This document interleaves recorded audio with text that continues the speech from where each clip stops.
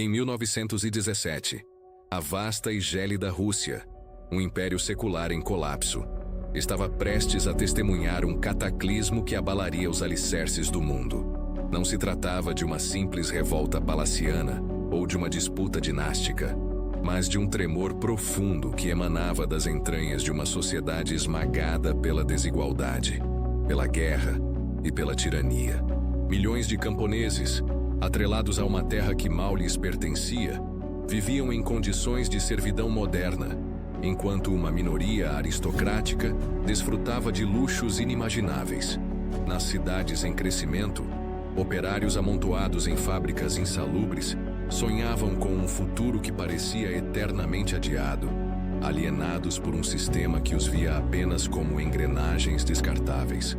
E sobre tudo isso, pairava a sombra onipresente do czar Nicolau II, um monarca absolutista que se apegava a um poder ancestral com a tenacidade de quem se afoga, incapaz de compreender a maré crescente de descontentamento que ameaçava engoli-lo.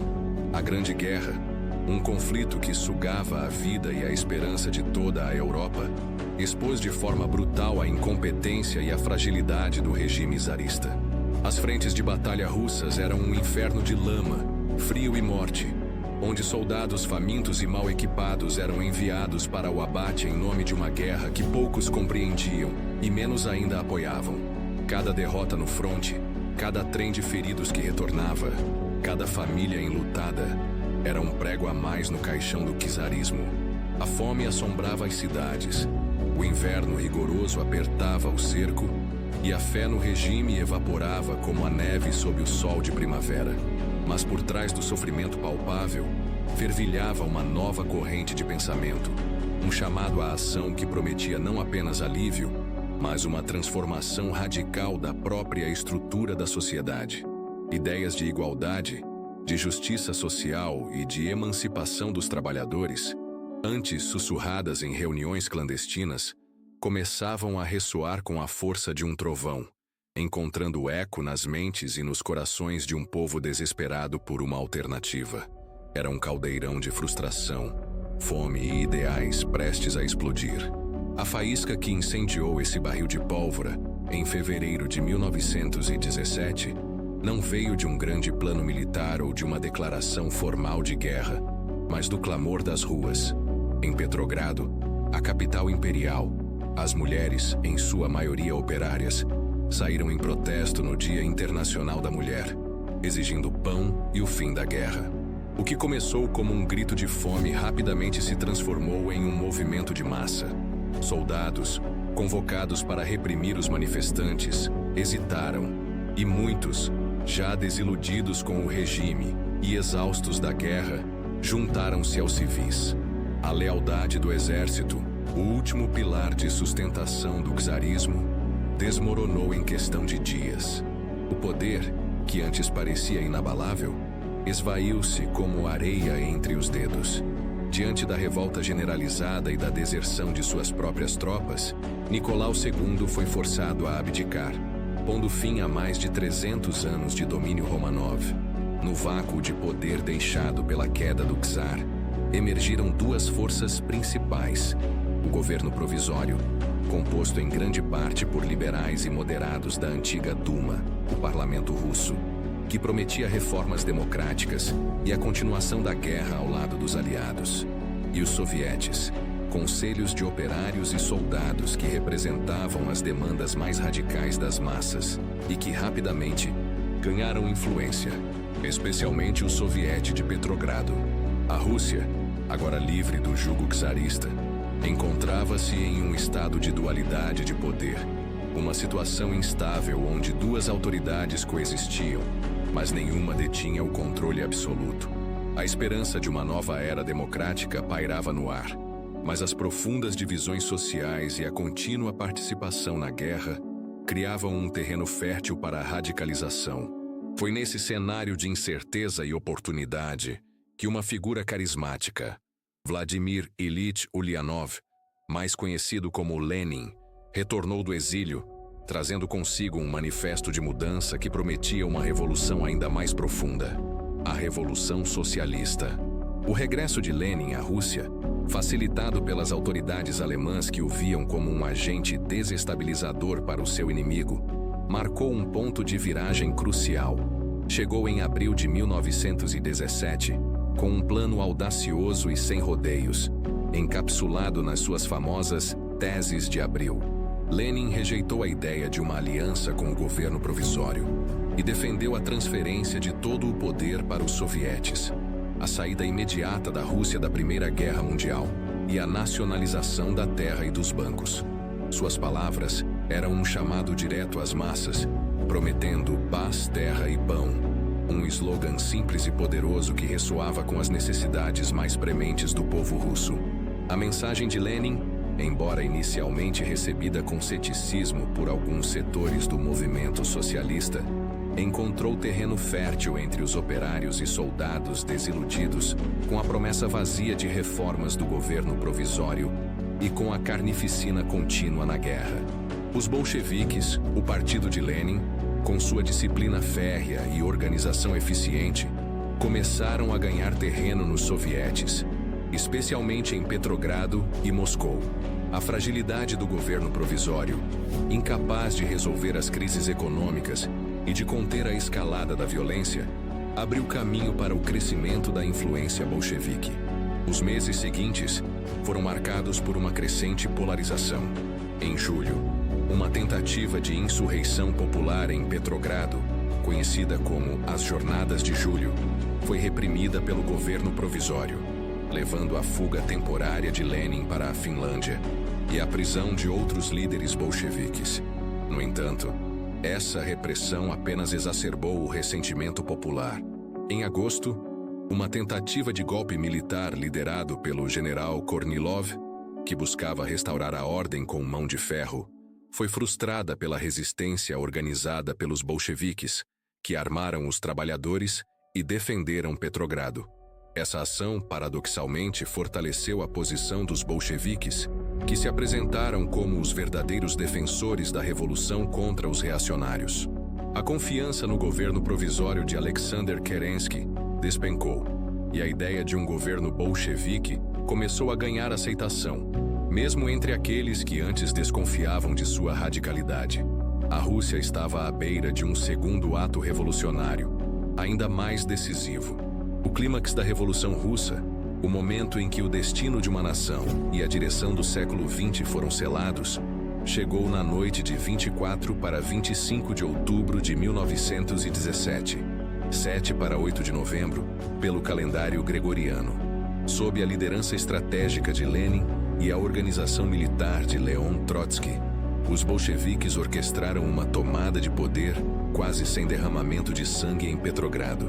A Guarda Vermelha, milícias de operários armados, tomou os pontos estratégicos da cidade: pontes, estações de trem, correios, bancos e, crucialmente, o Palácio de Inverno, sede do governo provisório.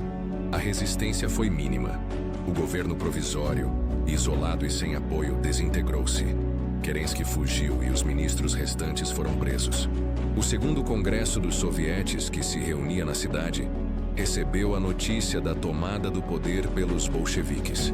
Em meio a debates acalorados, com representantes de outros partidos socialistas se retirando em protesto ou em oposição, os bolcheviques declararam a transferência de todo o poder para os sovietes.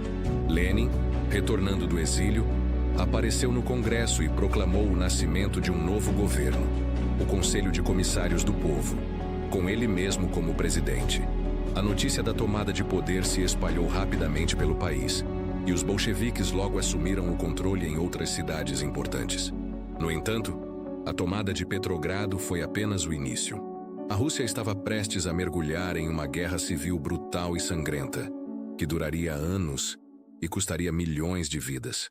O Exército Vermelho, formado pelos bolcheviques, enfrentaria o Exército Branco, uma coalizão heterogênea de monarquistas, liberais, socialistas moderados e outras forças anti-bolcheviques, apoiados por potências estrangeiras que temiam a expansão do comunismo. Essa guerra civil seria o teste definitivo para o novo regime, um período de fome, terror e sacrifício que moldaria a natureza do Estado soviético que estava emergindo. A Revolução de Outubro não foi um fim, mas um começo violento e transformador. Com a tomada do poder em outubro, os bolcheviques, agora no controle, enfrentaram o monumental desafio de construir um novo Estado a partir dos escombros do antigo império. O primeiro ato de consolidação do poder foi a assinatura do Tratado de Brest-Litovsk, em março de 1918, que retirou a Rússia da Primeira Guerra Mundial, mas a um custo territorial e econômico altíssimo, cedendo vastos territórios para a Alemanha. Essa decisão foi impopular, mas Lenin a considerou essencial para garantir a sobrevivência da Revolução e focar na guerra civil. A terra foi redistribuída aos camponeses, e os bancos e grandes indústrias foram nacionalizados, estabelecendo as bases de uma economia socialista. No entanto, a guerra civil que eclodiu após a Revolução foi devastadora. O regime bolchevique implementou o comunismo de guerra, uma política de requisição forçada de grãos dos camponeses para alimentar o exército e as cidades, o que gerou revoltas generalizadas e uma fome catastrófica. O terror vermelho foi instaurado para combater a contra-revolução, com execuções em massa, campos de concentração e a criação da Tcheca, a polícia secreta bolchevique, que se tornaria uma instituição temida. A família imperial, o czar Nicolau II e seus parentes, foi executada em julho de 1918 para evitar que se tornassem um símbolo para as forças brancas. A guerra civil foi marcada por uma brutalidade extrema de ambos os lados, mas o Exército Vermelho, sob a liderança de Trotsky, demonstrou uma organização e determinação superiores, eventualmente prevalecendo sobre os exércitos brancos dispersos e desorganizados. Em 1922, com o fim oficial da Guerra Civil, foi formada a União das Repúblicas Socialistas Soviéticas, o RSS, um Estado federal unipartidário, governado pelo Partido Comunista. A Rússia, outrora um império autocrático, transformou-se em um experimento socialista radical, cujas políticas e ideologias teriam um impacto profundo e duradouro no cenário mundial. A transição do czarismo para o comunismo soviético foi um processo violento e repleto de contradições, que deixou cicatrizes profundas na sociedade russa. O legado da Revolução Russa é imenso e complexo, moldando o século XX de maneiras que ainda ressoam hoje. O estabelecimento da União Soviética como o primeiro Estado socialista do mundo inspirou movimentos revolucionários em todo o globo, dividindo o mundo em blocos ideológicos durante a Guerra Fria e provocando conflitos e mudanças políticas em inúmeras nações. A Revolução demonstrou a possibilidade de derrubar um regime imperial secular e de construir uma nova ordem social baseada em princípios de igualdade e coletivismo, embora a prática tenha frequentemente se desviado do ideal. A figura de Lenin, como o arquiteto da Revolução Bolchevique e o líder do novo Estado soviético, tornou-se um ícone do comunismo mundial, enquanto a ascensão de Joseph Stalin, após a morte de Lenin, consolidou um regime autoritário e totalitário, marcado pelo expurgo de oponentes, pela coletivização forçada da agricultura e pela industrialização acelerada a um custo humano colossal. A propaganda soviética, com seus símbolos icônicos como o martelo e a foice, propagou uma visão de progresso e emancipação, enquanto a realidade sob o regime stalinista era de repressão política e controle estatal absoluto. A Revolução Russa serve como um poderoso lembrete da capacidade das massas de desafiar o poder estabelecido e de buscar um futuro diferente, mas também como um aviso sombrio sobre os perigos do extremismo ideológico e da concentração de poder. Ela nos ensina que a busca por uma sociedade justa e igualitária pode levar a caminhos inesperados e, por vezes, trágicos, e que as transformações sociais profundas exigem não apenas a derrubada do antigo, mas também a construção cuidadosa e ética do novo. Um equilíbrio que a Rússia revolucionária lutou desesperadamente para encontrar, mas raramente alcançou. A consolidação do poder bolchevique não se limitou à esfera política e militar, mas se estendeu profundamente à remodelação da própria estrutura social e cultural da Rússia. Uma das facetas mais impactantes dessa transformação foi a campanha de alfabetização em massa e a promoção da cultura proletária. Antes da Revolução, a vasta maioria da população russa era analfabeta, um reflexo do atraso social e da exclusão imposta pelo regime czarista. Sob o novo governo, programas intensivos de educação foram lançados, com o objetivo de erradicar o analfabetismo e incutir os valores do socialismo. Bibliotecas proliferaram, escolas foram abertas em vilarejos remotos, e campanhas de propaganda visual e escrita inundaram o espaço público, promovendo a leitura e a disseminação das ideias bolcheviques. Essa iniciativa, embora motivada por um viés ideológico, representou um avanço sem precedentes na democratização do conhecimento e na capacitação de milhões de cidadãos anteriormente marginalizados. Paralelamente, houve um esforço deliberado para criar uma nova cultura, distinta da burguesa e aristocrática do passado. Artistas, escritores e intelectuais foram encorajados a criar obras que refletissem a vida e as lutas do proletariado, glorificando o trabalho, a coletividade e a revolução. O cinema, em particular, tornou-se uma ferramenta poderosa para a disseminação dessa nova ideologia, com filmes que retratavam a opressão czarista e a libertação socialista. Essa redefinição cultural visava não apenas educar, mas também moldar a consciência e a identidade do novo cidadão soviético, forjando uma mentalidade coletivista que se sobrepusesse ao individualismo. Ademais, a Revolução buscou reestruturar as relações de gênero e a família, introduzindo leis que garantiam o divórcio fácil, legalizavam o aborto, embora essa política tenha sido posteriormente revertida sob Stalin, e promoviam a participação das mulheres na força de trabalho e na vida pública. A ideia era libertar as mulheres da escravidão doméstica e integrá-las plenamente na construção da nova sociedade. Creches e refeitórios comunitários foram estabelecidos para aliviar o fardo do trabalho doméstico, permitindo que as mulheres se dedicassem à produção e à atividade política. Essa abordagem radical às questões de gênero contrastava fortemente com as normas tradicionais e, embora tenha enfrentado resistência e desafios práticos, representou uma tentativa pioneira de criar uma sociedade mais igualitária em termos de gênero. A propaganda oficial celebrava a mulher trabalhadora e a mãe socialista, figuras centrais na nova ordem.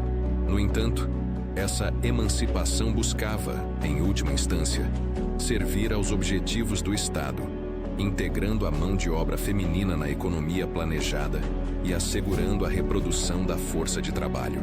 Por conseguinte, a liberdade concedida às mulheres estava intrinsecamente ligada às necessidades e à ideologia do partido, criando uma complexa dualidade entre a promessa de libertação e as realidades de um Estado que buscava controlar todos os aspectos da vida social. Antes de continuarmos com o nosso conteúdo, aproveite para se inscrever no canal e ativar o sininho. Assim você não perde nenhum episódio dessa jornada pela história. Outro aspecto crucial da consolidação foi a criação de um aparato estatal centralizado e de um sistema de partido único que efetivamente monopolizou o poder político. A dissolução da Assembleia Constituinte em janeiro de 1918, onde os bolcheviques não detinham a maioria, sinalizou o fim da experiência democrática inicial e o início de um regime autoritário.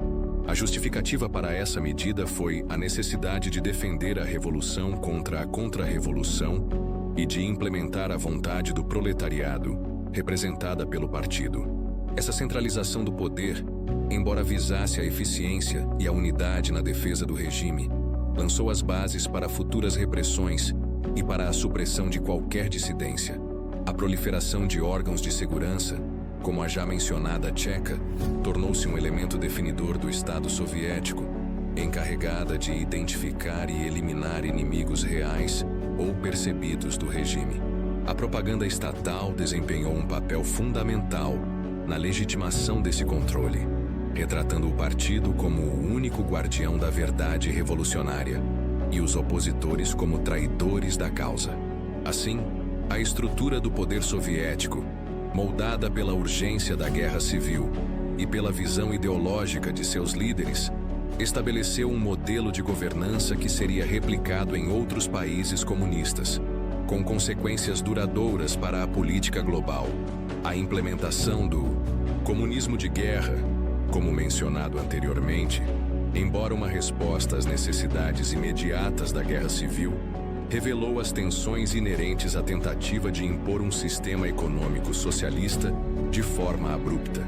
A requisição forçada de alimentos, que visava garantir o suprimento do Exército Vermelho e das cidades, gerou ressentimento generalizado no campo, levando a uma queda drástica na produção agrícola e a surtos de fome.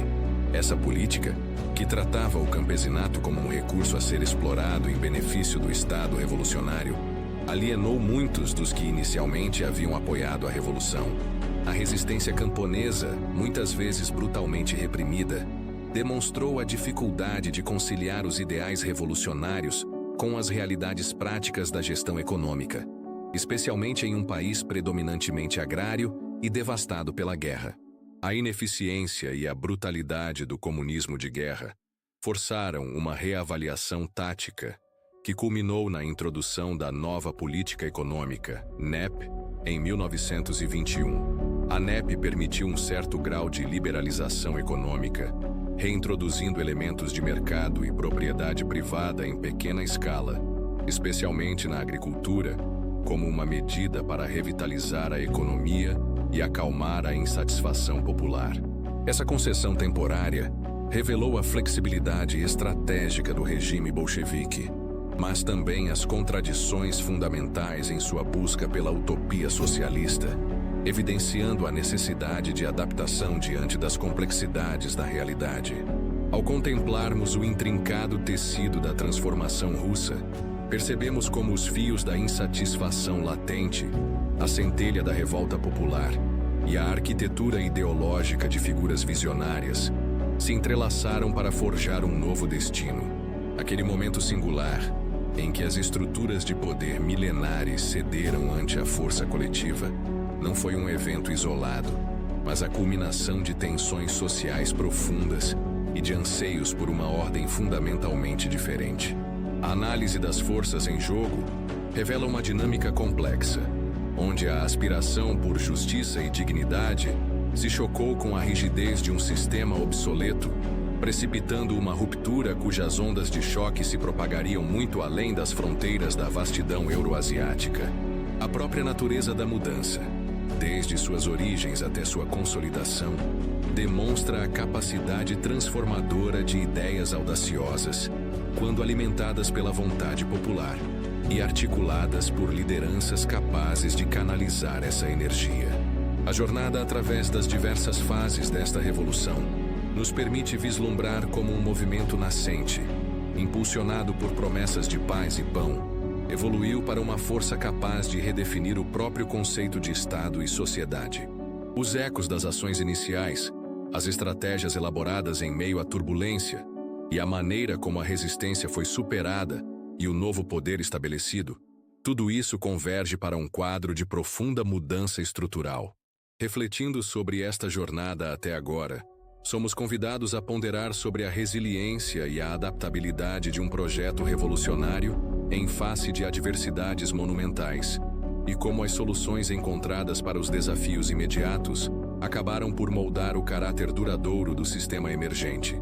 A forma como as novas ordens foram implantadas, desde a redefinição das relações de trabalho e de propriedade até a reestruturação da própria consciência social e das dinâmicas interpessoais, evidencia uma tentativa ambiciosa de recriar a sociedade em seus fundamentos. Cada decisão, cada política implementada, cada estrutura erguida, contribuiu para a edificação de um novo paradigma, cujas bases foram lançadas em meio a conflitos intensos e a uma reordenação radical de valores. A convergência dessas diversas vertentes, a política, a social, a cultural e a econômica, aponta para uma transformação abrangente, cujas implicações, como um reflexo poderoso em um espelho histórico, nos convidam a uma consideração mais profunda sobre o que realmente significa reescrever a história.